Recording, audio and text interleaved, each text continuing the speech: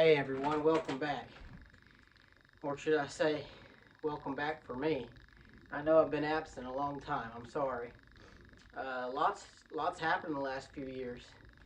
I got married and moved to Missouri, and so I'm living here in Missouri now. And I built a log cabin, as you can see, and it's almost done. I'm still working on a few things. I still have a little bit of chinking left to do in between the logs, and it is going to be a livable cabin, kind of with modern things.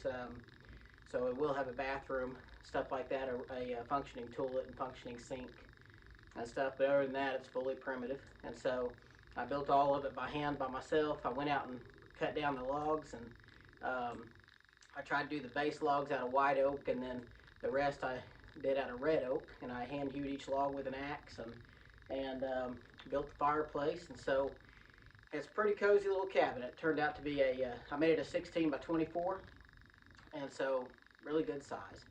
But anyway, I'm glad y'all are back and listening. So today's video is going to be about the positioning of your flint in a flintlock to get a good ignition. And so it can be iffy on the position of where your flint is. It can actually, depending on where your flint is and how it's held in place, it can cause a hang fire. It can cause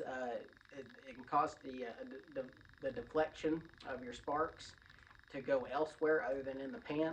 And so we're going to talk about all that, so that way you guys kind of know how to position your flint for the best option for your lock. So before I get started though, I would like to do a little advertisement here. So since I moved up here to Missouri, I live about 30 miles or so from Arrow Rock, Missouri, and it's a real small historical town, but really neat. It was established in 1829 as a steamboat town, and they've recently hired me on as their gunsmith. And so they have a fully functioning 18th century to early 19th century style gunsmithing shop there. And so I will actually be hand forging the barrels there and hand forging the lock and all the parts once I get going. And we're still working on getting it going, but I am working there currently now. And so for right now, it's every Thursday through Saturday of every week. And so we're working on getting it established on the website to where you guys can look up that information to make sure I'm going to be there if you want to stop in and see me. So, but my plan is to try to build one rifle there a year that is completely handmade, right down to every single wood screw having hand filed threads. So anyway, it's a pretty neat thing. It's the second oldest still functioning gun shop that we know of in America. I believe the oldest, just because the gentleman moved back into the original structure, which is in Salem. And so they are still a fully functioning gunsmithing shop there, and that is considered the oldest in the U.S. And we have Colonial Williamsburg, but they're not in the original gunsmithing shop that they had there in Williamsburg at the time. So Arrow Rock, that makes Arrow Rock the second oldest in America. And so, but very few places still making flintlocks from hand, like start to finish. So there's not that many places that you can go see them forge a barrel and forge a lock and everything else, and see how the reaming is done to ream out the barrel, and also to rifle the barrel. So anyway, so yeah, I'm very excited about this opportunity, and I hope I am able to draw in people to come see it, and so that way we can get the word out so more people are able to see what's going on. So now that that's being said, come see me at Arrow Rock sometime if you get the chance. So anyway, so let's jump right into this. So this is a rifle that I built recently, and so the stock was actually a stock off of a table that I was at a gun show and saw this stock on a table, and it was still in the white. It wasn't it hadn't been stained or finished or anything like that, but the gentleman that was working on it started it and just kind of got discouraged and quit working on it, and he didn't want to go with it anymore. So anyway, so I purchased the stock off of him, even though it had some it had a few little places in it where you can see where it's got a nick taken out of it there, and then there were some excess holes drilled that didn't have to be drilled and stuff like that. So I went through and filled those holes and tried to blend them in the best I could, but it turned out to be a pretty nice rifle. And so instead of doing a metal patch box, I just did a metal outline, and I think that looks pretty cool. And of course, it has the wood sliding box. So anyway, and steel framed, which wasn't all that common in the 18th century. Most all your rifles were furnished in brass, but there were occasional few that were stocked in or that were furnished in steel, just because steel was so expensive. But anyway, so the flintlock mechanism. So for all those people that don't know how it works, you load the powder patch and ball down the barrel, and then our modern firearms, like we have today, require a cap that goes on a nipple. And instead of doing that, you would cock this flintlock back to half cock. So this is called the cock, and this was called the hammer. It was also called the steel, and it was also called the battery. So it had 3 different names depending on what time frame you're in and where you're at. So, but this was called the cock, and it wasn't referred to as a hammer until later on, especially like around the time the percussion started coming out. They started referring to this as a hammer instead, and this is a frizzen, and so that's more of a modern term. But anyway, but once you have it loaded powder patch and ball, you would dump a little powder in the pan crevice right here, and then it's got a little touch hole on the side of the barrel, so when you shut your steel, that's what held the powder in place. So when you pull it back to full cock, then it was ready to fire. And so when you pull the trigger, it should spark, and that's what ignites the powder. So, and as you can see, look at that. So my steel didn't fly all the way forward. So that's why we're doing this video. So when your steel doesn't fly all the way forward, what that typically means is that your flint is too short, just like that. Or that when it comes down, it hits too low. So you can see this one's hitting about midway down on the steel when it hits the steel. That's too low. And so you want your flint to strike the steel at about 1/3 from the top.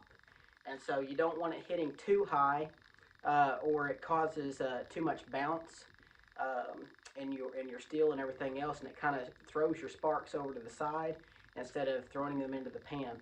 The steel, when it flies forward, and the steel spring, they act so quickly that your steel, if you actually put it in slow motion, you can see it, but the steel, when it flies forward, it bounces like this, especially if it's hit too high. And so when it does that, it hits the sparks too as it's bouncing, and the sparks fall off to the side and they don't go into the pan. And so as you can see on this one, the flint is too short and it's hitting in the center, which only allows the steel to go forward about halfway, such as that. And that will also deflect your sparks, all your sparks, from going into the pan. A few will still get in there, and more than likely it'll still go off, but why risk it, especially if you're out hunting deer or something, when you work so hard to get that one opportunity, that one good opportunity for a broadside shot at a deer. You want to make sure all your equipment is functioning properly when you go to take your shot. So, and you want to make sure your vent hole is picked out good too. So, because it can draw moisture and the powder can kind of stiffen up in there, and it makes it to where it won't go off. I had that problem this year. So, had a really nice buck, 40 yards, standing broadside, and I had a flash in the pan. So, anyway, things happen, you know. But that's what makes it fun too. That's what makes it fun hunting with these things. So to fix this, you can see here's a pistol I built recently. This is a Dragoon, English style Dragoon, and I'm working on getting a website set up. So I do have available guns and things, and rifles and pistols, but obviously I can't do anything about it on YouTube. They'll shut me down. So. But I am working on getting my website up and running, so that way you guys can go check out my website and then contact me through them. If you do have questions before I get my website set up, make sure you shoot me an email or something like that, and then I can send you photos of everything that I have available, and then you can ask all the questions you want. So, but anyway, this Dragoon pistol, so there's half cock on it. and it's got a pretty good sized flint in it. You can see how it's overhanging a little bit. That's okay. You just want to make sure that whenever the cock is all the way down, that the flint isn't hitting the barrel when it comes all the way down. That's the main thing you're looking at if your flint is a little oversized. Before testing it, just let the cock down and make sure the flint's not hitting the barrel. As you can see, it's clearing the barrel. It's not going to hit it, so we're okay. So, but just make sure you do that before you check it, and so that way you don't mar up your barrel. So, but there's half cock, and then when we set the steel, you can see the flint's riding pretty high, but whenever it's let down, you can see that flint hits about perfect. It's hitting about 1/3 of the way down on the steel. So when this one goes off, oh, I'm on half cock, sorry. When this one goes off, oh, see, it still didn't go. So that's okay. Let's try it one more time. There it went. Okay, so that flew all the way forward. So you can see that even sometimes it still won't go all the way forward. That's just what you're going to have from time to time. Of course, if it's doing that, if your flint is positioned, if you think your flint is positioned properly and your steel's not flying all the way forward still, drop some oil right in here where your steel rotates on the bolt. Drop some oil in there, and that'll help tremendously. And so sometimes it catches a little bit of residue from black powder or a little bit of rust, and it just kind of binds it up just a little bit. And a little bit of friction or binding is all it takes for this not to go all the way forward. So, but there you saw it went forward all the way the second time very well. So we'll try it one more time. And so when that flies forward, there you go. We got a good ignition inside the pan, and that's what we're looking for. So this is striking about 1/3 of the way down, just like I mentioned earlier. That needs to happen. So there's different things you can do to adjust a piece of flint. So what you can do is with like this one here, let me just loosen this let me loosen this top jaw screw up. Okay. So I loosen this up, and then you can slide the flint right out. So there it is with the piece of leather still, the piece of leather still in there. But what you can do is you can try to just scoot the flint. Whoops, sorry. You can try to just scoot the flint out to the edge. It's hard to do with one hand here. Such as that, and extend the flint out a little bit and clamp it down.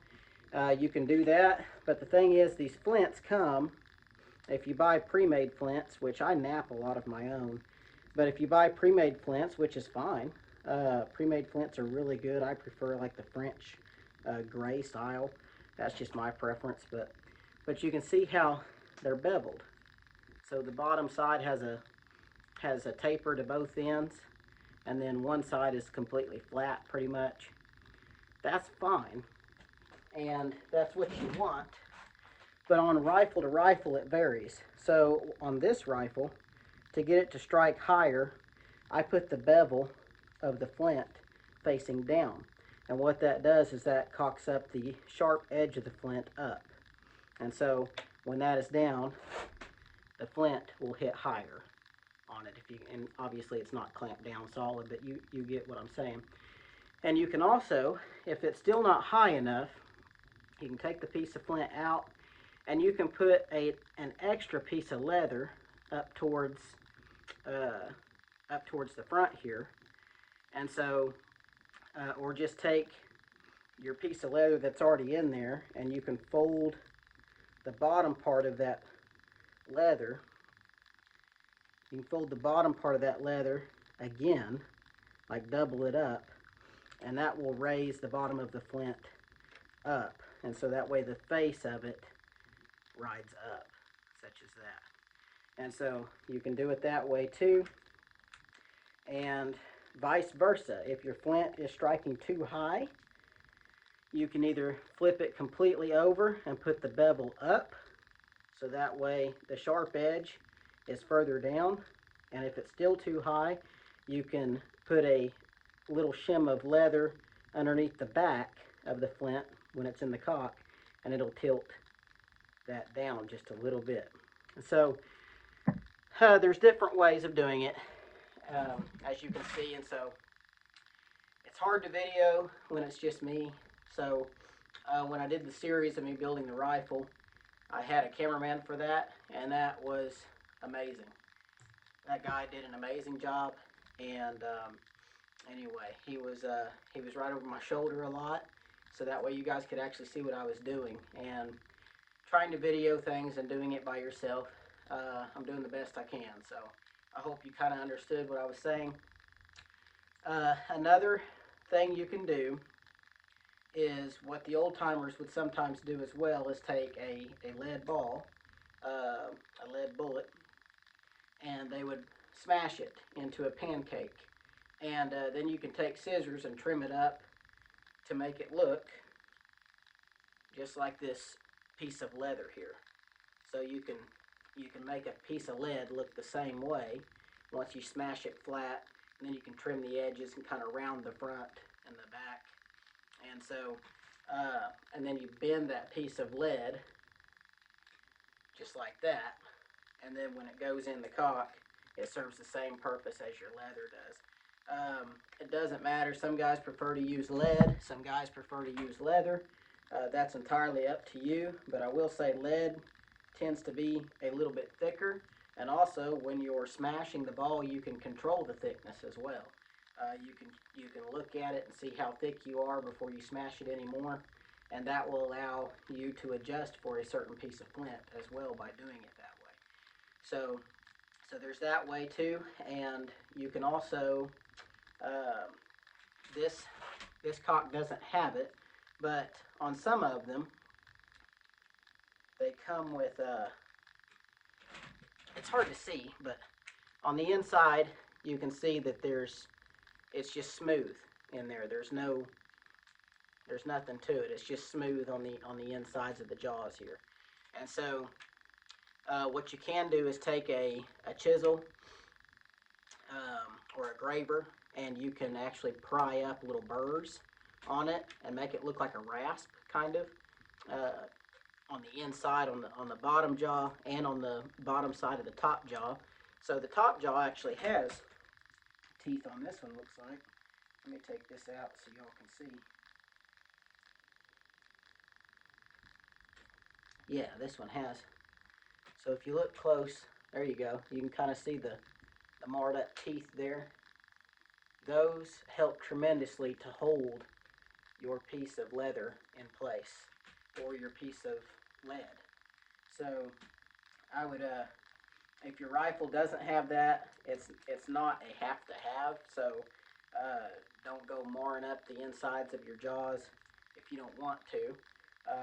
But that is an option, and they did do that just to help assist in holding that piece of leather or that piece of lead in place to get a better bite on that flint.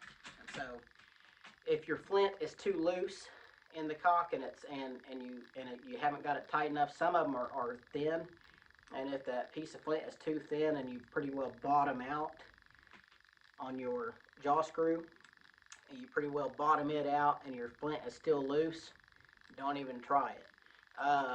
Probably your first attempt, the flint's just going to fall out when it hits the steel, or it's going to crack.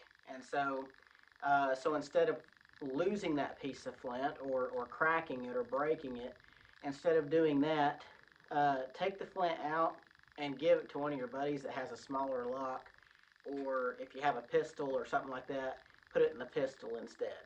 And so, or if you have to use that piece of flint, then add an extra piece of leather on the inside. Go to a thicker leather, or add another shim of leather in here, so that way it eats up more space, and so that way you can actually get a bite on that flint, because if that flint's loose, it won't spark good, and so or it'll crack, or it'll just fall out. And so you'd hate to get off in the woods and actually see your deer and have a shot and then go back to full cock and pull the trigger and nothing happens because your flint fell out. So anyway, um, and I've never done that hunting, but I have done it on the range before, where nothing happened and I looked and my flint was gone. So, and I just didn't have it tightened down good. So just things to pay attention to. I hope this video helped y'all. I tried to keep it somewhat short. And so, but like I said, if your flint, you want it striking about a third of the way up. Bevel up or bevel down on the flint does not matter. It varies from lock to lock, and some guys say, well, I'm only a bevel up guy. You know, and so, anyway, okay, that's fine. Um, but it doesn't matter if you're a bevel up guy or a bevel down guy. What matters is where that sharp edge of your flint is striking the steel. That's what matters. So anyway, that being said, just make sure it's hitting about a third of the way down on the steel, about like there. So when the cock's flying forward, you want it hitting about a third of the way down. So that way it scrapes all that steel off as the steel is flying forward. And by the time the steel is all the way forward, all the sparks are falling right into your pan. And so, versus if it's hitting too low, it'll only go forward about that far, and then your sparks fly backwards and they miss the pan because they shim off or they skim off of that steel and fly behind your pan.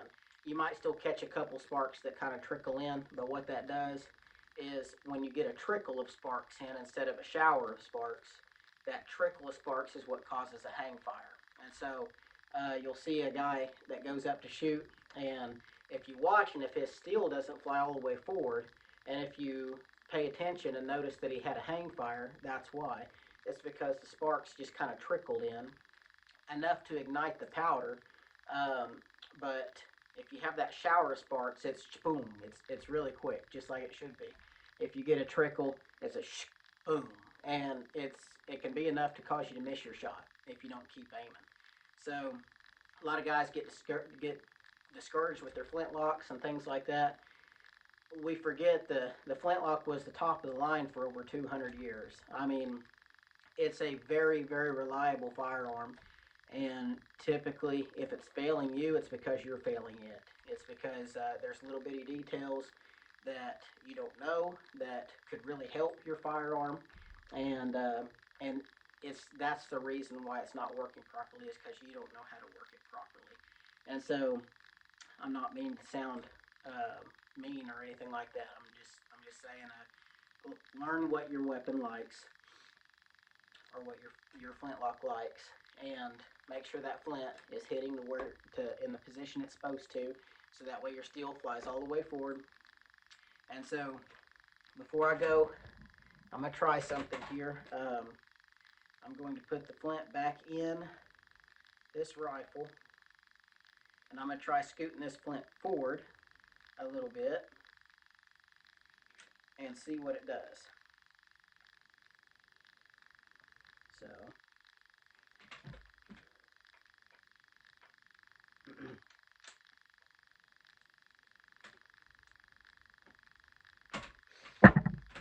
okay, so there I scooted the flint further forward, so I've got more showing.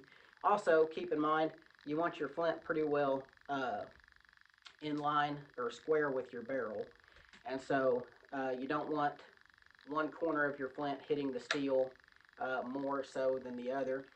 So before you test it, just let it down and see where it's hitting, and make sure that that flint pretty well has full contact with the steel all the way across the face of the steel. So that way you're getting the full amount of shavings that you can, because the shavings is what creates the sparks.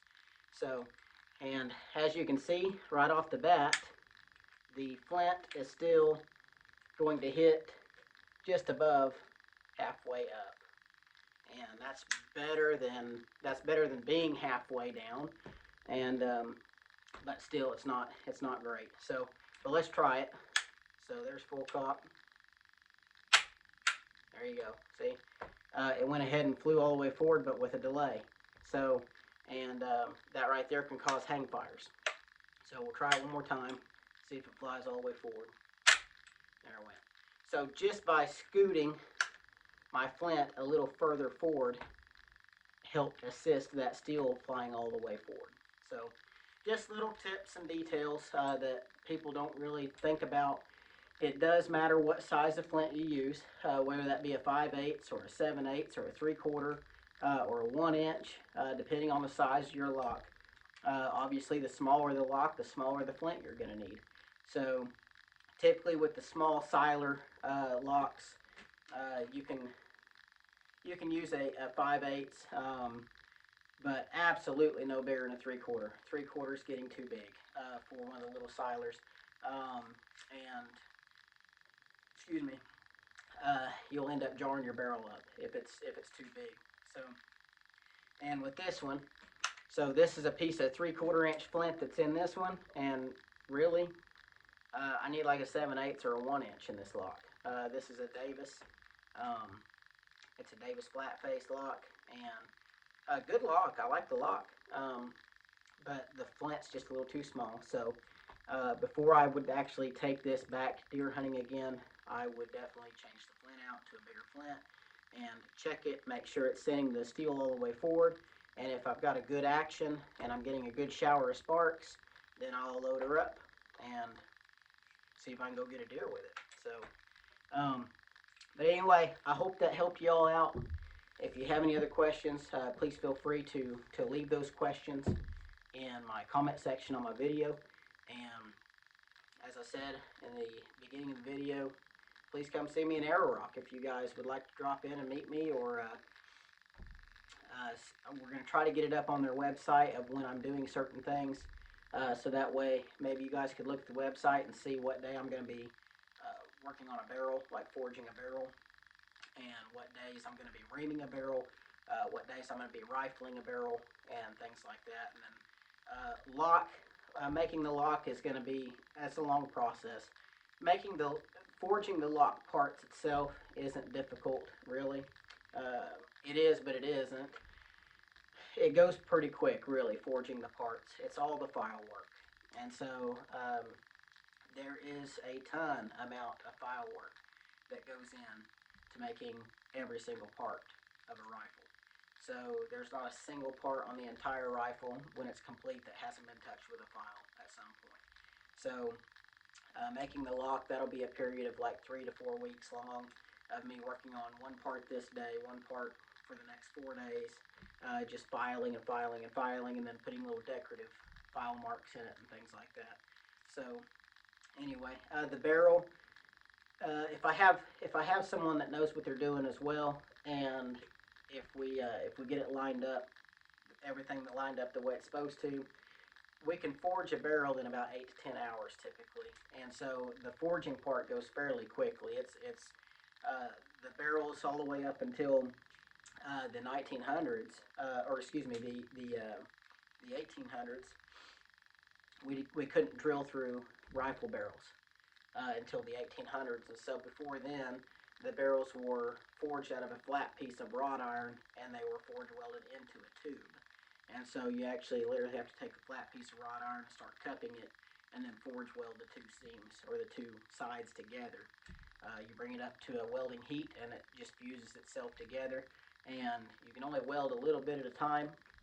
And so, but anyway, before you know it, you start in the middle and go to one end and flip it around, and then start in the middle and go to the other end. And then before you know it, you're done. 8 to 10 hours of forging if two guys really know what they're doing.